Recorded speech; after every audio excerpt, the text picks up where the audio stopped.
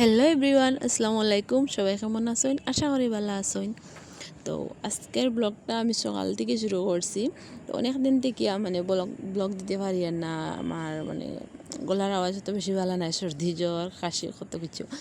তো আজকে একটা ব্লগ বানাইলাম, আশা করি আপনার ভালো লাগবে। তো সকালে উঠিয়া বৃষ্টি দেয়ার দেখছি, তো বানাইছি পোলাও আর আগে কিছু মাংস আসলো গতকালকের আর কি, মাংস রইছিল, তো ওটাই মিলাইয়া ওটাই দিয়া খাইলিছি পোলাও বানাইয়া।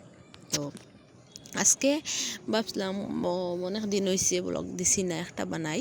তো আজকে বানাইলাম ব্লগ। তো এখানে দেখো কিছু মানে সবজি গাছও আসলো, ভাড়ি আনছো আর এখানে একটা মুরগি লইয়া আইলা। তো এটা আমি বানাইয়া পরিষ্কার করিয়া ওটা বানাইমু আজকে। তো আমি এটারে কিতা করছি, বাজা করে লেগে। তো আমরা ঘরে কিতা জেলাও রান্ধি সবেও খাইন। তো আমি ফ্রাই করা ছাড়া আমি খাইতে পারি না। আমার মুরগির মাংস মানে ফার্মের মুরগির মাংস বিশেষ করে খুব বেশি ফ্রাই করা লাগে। তো ফ্রাই করিয়া খাইতে আমার ভালো লাগে, নাহলে আমার সাদা সাদা থাকে অত বেশি পছন্দ নয় আর কি। তো মুরগির মাংস বানাই আর আজকে করইলো বানাইমু আর অনেক কিছু বানাইমু। আর ব্লগ দেখতে থাকেন আপনারা, তো দেখবা আমি আজকে কিতা কিতা বানাই। আর আমার মেইন কন্টেন্ট হইল গিয়া রান্না বাড়া কানি উনি এই চলি আর কি। তো আপনারা ভালো লাগলে অবশ্যই ভালো লাগে, তো আমার ভিডিও ভালো ভিউজ আর তো আপনারা দেখবা পুরা ভিডিও আর সাপোর্ট করবা, জেলা খতরা আমার এরকম সাপোর্ট করবা।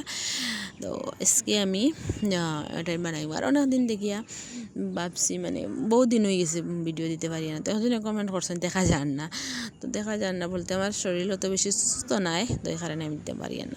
তো এখানে দেখো আমার মুরগির মাংস হয়ে গেছে। আর এখানে বয়েছি লতা সিদ্ধ।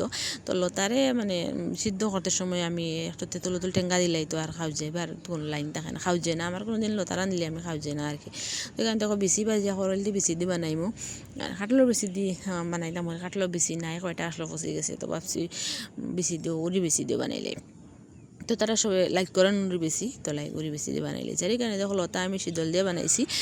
আর মানে জুয়ো নাই, মাছ নাই, তো বেশিরভাগ মানে মাছ দিয়ে খাইতে মজা লাগে আর কি, ইসা মাছ দিয়া।